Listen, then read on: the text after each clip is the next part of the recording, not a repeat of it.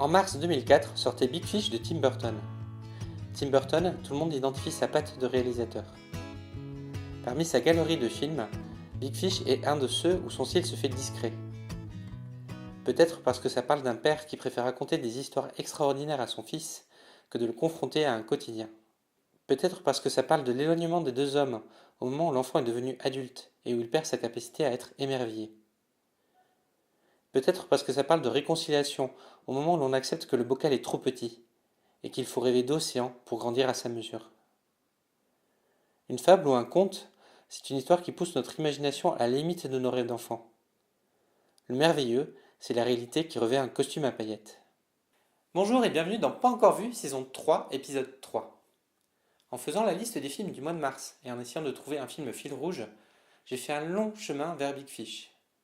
Ce film a réveillé en moi une nostalgie. Vous savez, c'est cette époque où, pour s'inventer un monde, pour s'amuser, on commençait nos phrases par « on disait que ». Je vais essayer de vous expliquer.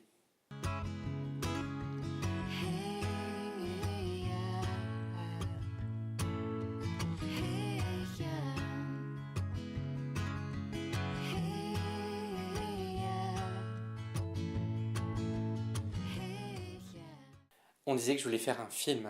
Pour The Disaster Artist de James Franco, j'ai pensé à Ed Wood. Et de Ed Wood, j'ai pensé au film éponyme de Tim Burton. The Disaster Artist raconte la genèse d'un des plus mauvais films jamais tournés, The Room. Pour en savoir plus, je vous mets le lien dans la description d'une vidéo du fossoyeur de film. Tom Wiseau, l'acteur et le réalisateur de The Room, a pour moi un point commun avec Ed Wood. Peu importe la qualité finale, les deux hommes sont allés jusqu'au bout de leur démarche. Et pour James Franco, il y a la même volonté que Tim Burton de célébrer ce type de cinéma. C'est une démarche naïve et pleine de bonnes intentions, comme des petits poissons qui rêvent de nager dans le grand bain.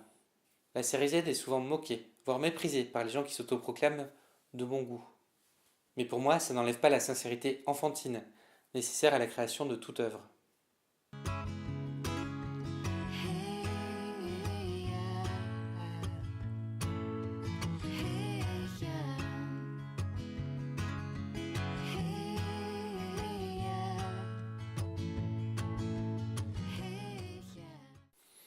C'est le bordel sur cette table. On disait que les gens devenaient différents.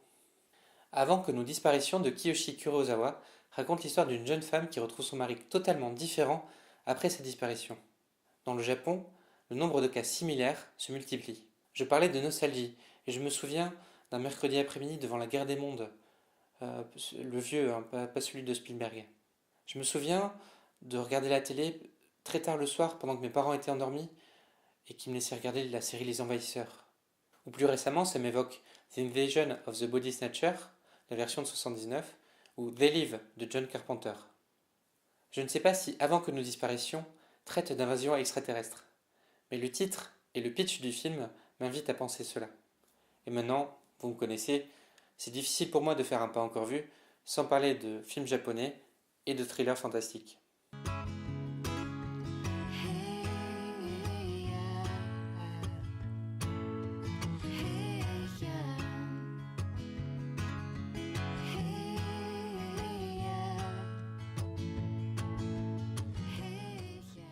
On disait que je mélangeais tous les films d'aventure des années 80. Ready Player One est l'adaptation d'un roman qui mélange culture geek, jeux vidéo et films des années 80. Dans le futur, la réalité virtuelle est un moyen de s'échapper d'un monde chaotique. Je suis curieux de voir Spielberg retourner vers la magie de l'enfance. S'il a prouvé qu'il était à l'aise avec la science-fiction, comment va-t-il s'approprier le thème de la réalité virtuelle?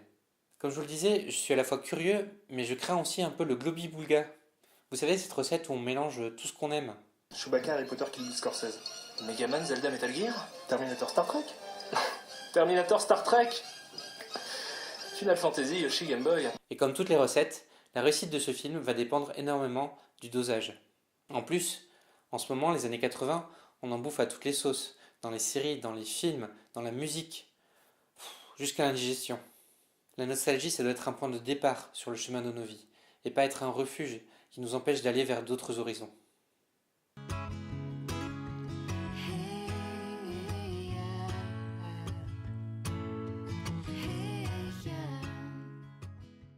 Voilà, c'était l'épisode 3 de la saison 3 de Pas encore vu. J'espère qu'à la fin de cet épisode, le choix de Big Fish vous paraît plus évident. Ça reste l'occasion de parler de plein de bons films. Quels sont vos films doudou? Quels sont les films que vous regardez avec vos yeux d'enfant? Quels sont vos films du mois de mars? On reparle de tout ça sur les réseaux sociaux. Si cet épisode vous a plu, vous connaissez la complainte du youtubeur en fin de vidéo. Les pouces bleus, les commentaires, le partage. On se retrouve le mois prochain pour de nouveaux films. D'ici là, portez-vous bien et allez au cinéma.